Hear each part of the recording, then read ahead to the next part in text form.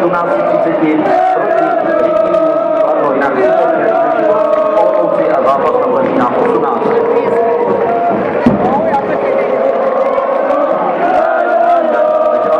Že jste tady měli silnou atmosféru, kluci vám moc děkuju za to, že jste tady byli s nima, že jste je podpořili, no a těší se na vás samozřejmě v tom posledním zápase.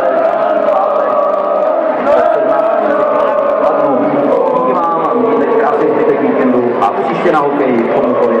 Nashledanou.